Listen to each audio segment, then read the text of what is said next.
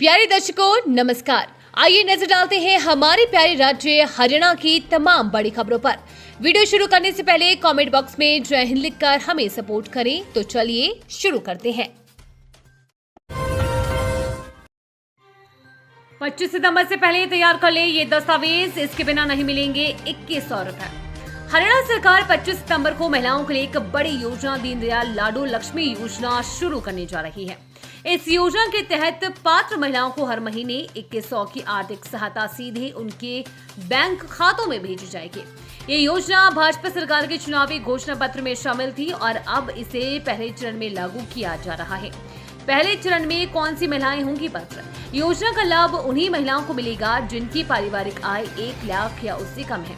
इसके लिए कुछ जरूरी दस्तावेज और शर्तें पूरी करनी होगी। अगर आप भी इस योजना का लाभ लेना चाहती हैं तो आपको कुछ डॉक्यूमेंट्स की जानकारी दे देते हैं। जरूरी दस्तावेज परिवार पहचान पत्र, ये सबसे जरूरी दस्तावेज है।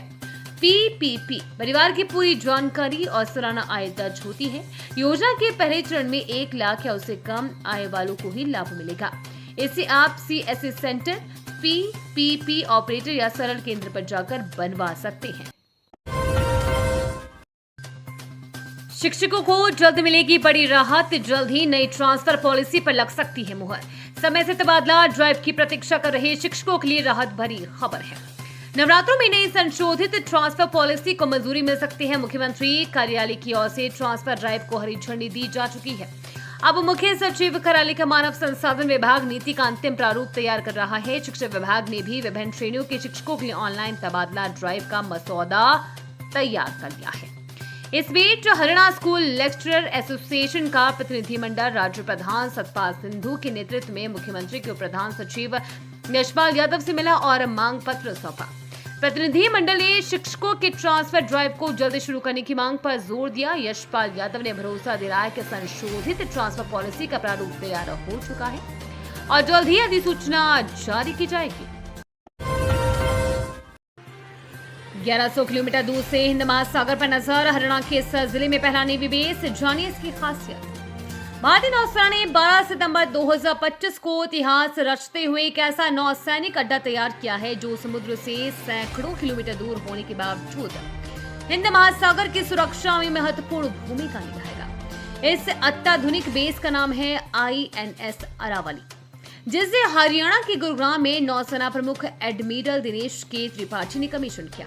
समुद्र से दूर फिर भी बेहद महत्वपूर्ण। रिपोर्ट्स के मुताबिक गुरुग्राम में सबसे नजदीकी समुद्र तट गुजरात का कांडला पोर्ट लगभग 1148 किलोमीटर दूर है। ऐसे में ये सवाल उठता है कि समुद्र से इतनी दूरी पर स्थित ये नौसैनिक अड्डा देश की समुद्री और तटीय सुरक्षा में कैसे योगदान देगा। इसका उत्तर है आधुनिक तकनीक, सूचना युद्ध क्षमता और आर्टिफिशियल इंटेलिजेंस से लैस एकीकृत सूचना नेटवर्क जो देश भर के समुद्री क्षेत्र पर रियल टाइम नजर रखने में सक्षम है। गंदगी या जलभराव मिले पर प्लॉट मालिकों पर होगी सख्त कार्रवाई। हरियाणा के कई शहरों में नगर निकाय अब खाली प्लॉटों में गंदगी और जलभराव रोकने के लिए सख्त कार्रवाई करेगा। यदि किसी प्लॉट में कचरा या पानी जमा मिला तो सबसे पहले मालिक को नोटिस देकर 7 दिन का समय दिया जाएगा।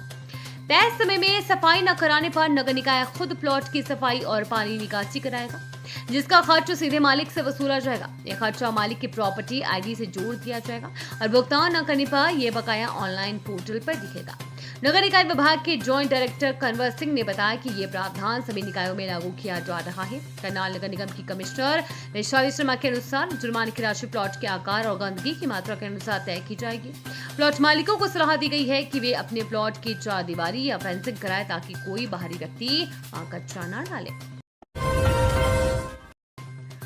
हरियाणा में स्कूलों के आसपास दुकानों को लेकर आई नई गाइडलाइन, इन चीजों के बेचने पर लगी रोक।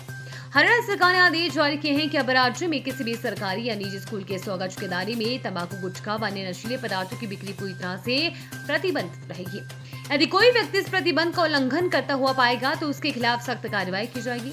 माध्यमिक शिक्षा निदेशालय ने सभी जिला एवं मौलिक शिक्षा अधिकारियों को निर्देश दिए हैं कि वे इस आदेश की सख्ती से पालना सुनिश्चित करें। साथ ही अन्य शिक्षा अधिकारियों, block resource person, school principal और हेडमास्टर्स को अपने अपने क्षेत्र में औचक निरीक्षण करने को कहा गया है ताकि किसी भी प्रकार की अवैध गतिविधि की तुरंत सूचना देकर कार्रवाई की जा सके। हिसार से जयपुर के बीच फ्लाइट शुरू। अब 5 घंटे का सफर 1 घंटे में होगा पूरा। जाने कितना होगा किराया। हिसार के महाराजा एयरपोर्ट से हिसार से हरियाणा के नायब सिंह सैनी ने बटन दबाकर हिसार से जयपुर जाने वाली फ्लाइट की शुरुआत की। हिसार के एयरपोर्ट पर कार्यक्रम का आयोजन किया गया, जिसमें हिसार के पूर्व मंत्री डॉक्टर कमल गुप्ता, नलवा के विधायक रणधीर परिहार के अलावा हिसार के जिला प्रशासन अधिकारी मौजूद थे। इसी दौरान लाइव कार्यक्रम का आयोजन, जिसमें सीधे तौर से सीएम ने हिसार के लोगों को संबोधित किया है। इस मौके पर डॉक्टर कमल गुप्ता ने कहा कि हिसार से जयपुर के लिए की सेवा शुरू की है। इससे हिसार हरियाणा राजस्थान से जुड़ गया है। उन्होंने कहा कि इससे पहले अयोध्या, चंडीगढ़ और दिल्ली की सेवा शुरू की जा चुकी है। आने वाले समय में कोलकाता, जम्मू के लिए हवाई सेवा शुरू होगी, जिससे हिसार के यात्रियों को लाभ मिलेगा। उन्होंने कहा कि देश के प्रधानमंत्री नरेंद्र मोदी और सीएम सैनी के नेतृत्व विकास कार्य निरंतर जारी है। इसी कड़ी में हिसार जयपुर की सेवा शुरू की है। करनाल में सब इंस्पेक्टर पर हमला, 2 आरोपी गिरफ्तार, मुख्य हमलावर अभी भी फरार। तरावड़ी की दुर्गा कॉलोनी में बुधवार देर रात एंटी नारकोटिक्स सेल की टीम एक आरोपी की गिरफ्तारी के लिए पहुंची थी। इस दौरान टीम पर कुछ स्थानीय लोगों ने अचानक का हमला कर दिया। हमलावरों ने टीम में शामिल सब इंस्पेक्टर रोहतास पर लाठी, डंडों और तेज धार हथियारों से जानलेवा हमला कर दिया, जिसमें वो गंभीर रूप से घायल हो गए हैं। घायल सब इंस्पेक्टर को तुरंत तरावड़ी के नागरिक अस्पताल में प्राथमिक उपचार के लिए ले जाएगा, जहां उनकी हालत नाजुक देखते हुए उन्हें एक निजी अस्पताल में रेफर किया गया। फिलहाल उनकी हालत स्थिर बताई जा रही है। कैबिनेट मंत्री की बैठक में हंगामा, महिलाओं ने चिल्लाते हुए कहा, मंत्री जी सुनो। रोहतक में आयोजित परिवेदना समिति की बैठक में उस समय हंगामा हो गया जब बड़ा बाजार के एक परिवार की 2 महिलाएं मंत्री कृष्णलाल परमार के फैसले से असंतुष्ट होकर जोर जोर से चिल्लाने लगी। ये महिलाएं मंत्री जी सुनो के जोर नारे लगाकर चिल्लाती रही। पुलिस ने उन्हें घेरा, लेकिन मंत्री ने शांतिपूर्वक उन्हें अपने पास बुलाकर उनकी शिकायत सुनी। मामला नगर निगम द्वारा गली से अतिक्रमण हटाने के दौरान मकान के बाहर कैसा तोड़ने से जुड़ा था। पहले मंत्री ने नगर निगम की कार्रवाई पर जांच के लिए भाजपा नेता रमेश भाटिया की ड्यूटी लगाई थी। ये थी आज की फटाफट खबरें। हम मिलेंगे अगले बुलेटिन में, तब तक के लिए धन्यवाद और जय हिंद।